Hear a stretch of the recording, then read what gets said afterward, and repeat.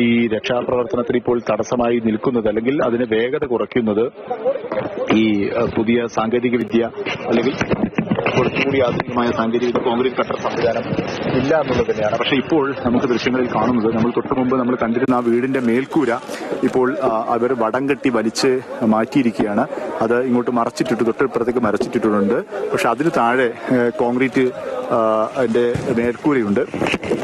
അത് ഇപ്പോൾ തകർക്കാനുള്ള ഹാമർ ഉപയോഗിച്ച് തകർക്കുന്ന ഒരു പണി ഇപ്പോൾ ഇവിടുന്ന് രക്ഷാപ്രവർത്തകർ നടത്തിക്കൊണ്ടിരിക്കുന്നുണ്ട്. അതായത് കോൺക്രീറ്റ് കട്ടിംഗ് മെഷീൻ ഇല്ല, പകരം ഹാമർ അടിച്ചുകൊണ്ട് കോൺക്രീറ്റ് മെറ്റലുകളും ഇരുമ്പ് കമ്പിയുമൊക്കെയുള്ള കോൺക്രീറ്റ് തകർക്കാനുള്ള ശ്രമമാണ്. അത് തകർത്താൽ മാത്രമേ അതിനകത്തുള്ള 5 പേർ അതിനകത്ത് ഉണ്ടെന്നാണ് അവരുടെ ബന്ധുക്കൾ നമ്മളോട് പറഞ്ഞിട്ടുള്ളത്. 5 പേരെ നമുക്ക് പുറത്തെടുക്കാൻ കഴിയുള്ളൂ, രക്ഷാപ്രവർത്തകർക്ക് പുറത്തെടുക്കാൻ കഴിയുകയുള്ളൂ.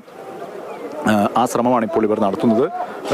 സന്നദ്ധ പ്രവർത്തകരുണ്ട്, RRTയുടെയും TDRFന്റെയും NDRFന്റെയും സേനാ അംഗങ്ങളും ഒപ്പം സേനാംഗങ്ങളും ഒക്കെയുണ്ട്. പക്ഷേ ആളുകളുണ്ട്, രക്ഷാപ്രവർത്തനത്തിന് നിരവധി ആളുകൾ ഇപ്പോൾ ഇവിടെയുണ്ട്. പക്ഷേ അത് മനുഷ്യരുടെ കായിക ശേഷി കൊണ്ട് മാത്രം തകർത്ത് ആളുകളെ പുറത്തെടുക്കാൻ കഴിയുന്ന സാഹചര്യമല്ല ഇവിടെയുള്ളത്.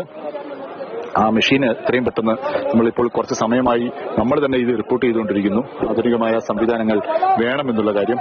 പക്ഷെ അത് ഇതുവരെ ഇവിടേക്ക് എത്തിയിട്ടില്ല എന്നുള്ളത് ദൗർഭാഗ്യകരമാണെന്ന് ഈ ഘട്ടത്തിൽ പറയേണ്ടി വരും. അതുകൊണ്ട് തന്നെയാണ് ഈ രക്ഷാപ്രവർത്തനത്തിന് ഇത്തരം കാലതാമസം എടുക്കുന്നത്, ഇത്തരം ശ്രമകരമാക്കുന്നത്. ഇങ്ങനെ ഈ കോൺക്രീറ്റ് തകർക്കുന്നത് ഈ രക്ഷാപ്രവർത്തകരുടെ ജീവനും അത് അപകടം ഭീഷണി ഉയർത്തുന്നത് തന്നെയാണ്. കാരണം ഇങ്ങനെ പൊളിക്കുന്ന സമയത്ത് കോൺക്രീറ്റ് അടർന്നു വീഴാനൊക്കെ സാധ്യതയുണ്ട്. ഇതിനകത്ത് ഇപ്പോൾ തകർത്തുകൊണ്ടിരിക്കുന്ന ഈ കോൺക്രീറ്റിന്റെ സ്ലാബിന് ഈ മേൽക്കൂരക്ക് താഴെ ആണ് 5 പേരുണ്ട് എന്ന് അവരുടെ സഹോദരനായ മോഹനൻ നമ്മോട് പറയുന്നുണ്ട്. അദ്ദേഹം അല്പം രോഷാകുലനായാണ് നമ്മോട് സംസാരിച്ചത്. കാരണം ഇന്നലെ തന്നെ അദ്ദേഹം ഇവിടെ ഓടിയെത്തി, ദുരന്തത്തിന് ശേഷം ഏതോ കാട്ടുവഴിയിലൂടെയൊക്കെ ഓടിയെത്തി അദ്ദേഹം ഇവിടെ എത്തി തന്റെ ഉറ്റവരെ അന്വേഷിച്ചിരുന്നു. അപ്പോൾ അവരകത്ത് ഉണ്ട് എന്ന് അദ്ദേഹത്തിന് തിരിച്ചറിയാൻ കഴിഞ്ഞു. മൃതദേഹം അദ്ദേഹം കണ്ടിരുന്നു, മരിച്ച് നിലയിൽ കണ്ടിരുന്നു. ഈ വിവരം ഇന്നലെ തന്നെ അറിയിച്ചിരുന്നു എന്ന് അദ്ദേഹം പറയുന്നുണ്ട്. പക്ഷെ ഇന്നലെ അത് സാധ്യമായില്ല.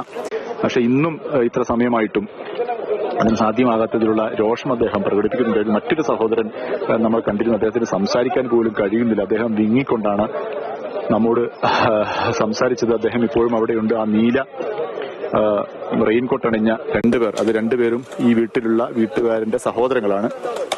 ആ സഹോദരന്റെ ഭാര്യയും അമ്മയും അച്ഛനും അവരുടെ മക്കളുമാണ് ഇവിടെയുള്ളത്. അങ്ങനെ 5 പേരുണ്ടെന്നാണ് അവർ പറഞ്ഞിട്ടുള്ളത്.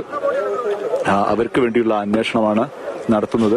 ഇവർ ഇന്ന് രാവിലെ ഇപ്പോൾ 8 മണിയോട് കൂടിയാണ് ഈ സഹോദരങ്ങൾ ഇവിടെ എത്തിയത്. അവരെത്തിയ ശേഷമാണ് ഇവിടെയുള്ള രക്ഷാപ്രവർത്തകർക്ക് തിരിച്ചറിയാൻ കഴിഞ്ഞത് ഇതിനകത്ത് മനുഷ്യരുണ്ട് എന്നുള്ള കാര്യം. തൊട്ടടുത്തുള്ള ഒരു കോൺക്രീറ്റ് വീടുണ്ടായിരുന്നു, അവിടെ സ്ലാബ്, അതിന് താഴെ 2 മൃതദേഹങ്ങൾ രക്ഷാപ്രവർത്തകർ കണ്ടെത്തിയിരുന്നു. അത് പുറത്തെടുക്കുന്നതിനിടെയാണ് തൊട്ടടുത്തുള്ള ഈ ഷീറ്റുമേഞ്ഞ വീട്ടിലേക്ക് ഇവരെത്തിയത്. ഈ ഷീറ്റിന് അവരുടെ ബന്ധുക്കൾ എത്തിയത്. അപ്പോൾ ബന്ധുക്കൾ എത്തിയപ്പോഴാണ്, അവർ പറഞ്ഞപ്പോഴാണ് അറിയുന്നത് ഇതിനകത്ത് മനുഷ്യരുണ്ട് എന്നുള്ളത്, അവരുടെ പ്രിയപ്പെട്ടവരുണ്ട് എന്നുള്ളത്.